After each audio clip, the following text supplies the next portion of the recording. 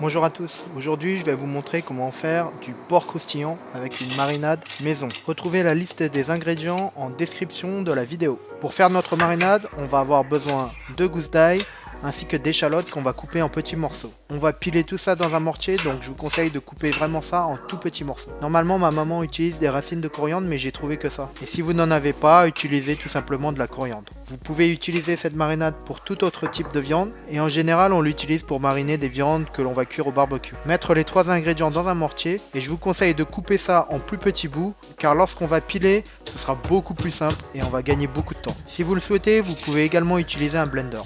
Après avoir obtenu ce genre de texture, on est prêt à ajouter le reste des ingrédients.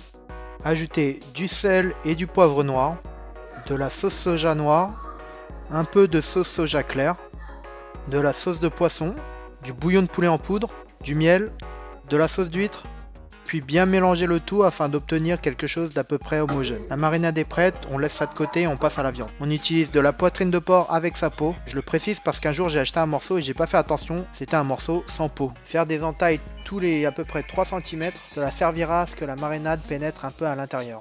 Voici le résultat final. Et pour la profondeur de coupe, je vous conseille de couper jusqu'aux 3/4 à peu près. Retournez la viande et maintenant on va s'occuper de la peau. Utilisez un objet pointu pour faire des trous sur toute la peau. Plus il y a de trous, mieux c'est. Lors de la cuisson, ça va permettre à ce que la graisse elle sorte et ça va rendre la peau plus croustillante. J'utilise un couteau, mais par exemple vous pouvez utiliser un cure-dent ou plusieurs pour aller plus vite. Une fois que c'est fait, on va mettre du sel partout sur la peau. Vous pouvez utiliser vos doigts pour répartir le sel à peu près partout. Le sel va permettre de retirer l'excédent d'eau. Le but c'est vraiment d'avoir quelque chose de vraiment sec, une peau très sèche. Laissez reposer 15 minutes, puis retirez le sel et nettoyez la peau avec du sopalin.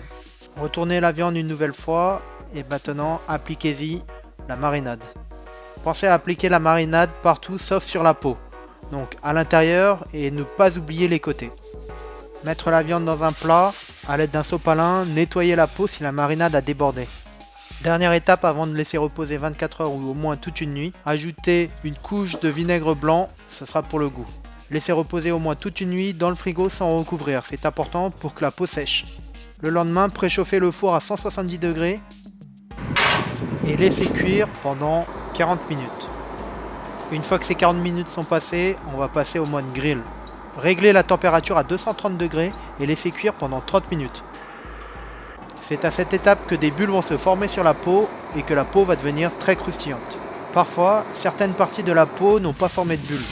Et pour cela, j'ai une technique. J'augmente la température de 10 degrés. Je couvre la partie qui possède des bulles pour ne pas qu'elle brûle. Et on pourra voir que la partie qui n'est pas couverte va commencer à former des bulles. Voilà, c'est prêt. Sortir la viande. Au contact de l'air, la peau va devenir plus croustillante. Donc attendez une bonne dizaine de minutes. Plus qu'à découper et à déguster. Si vous avez aimé la recette et que vous souhaitez me soutenir, je vous invite à liker, à me follow sur YouTube et sur Instagram. Merci d'avoir regardé la vidéo. À bientôt.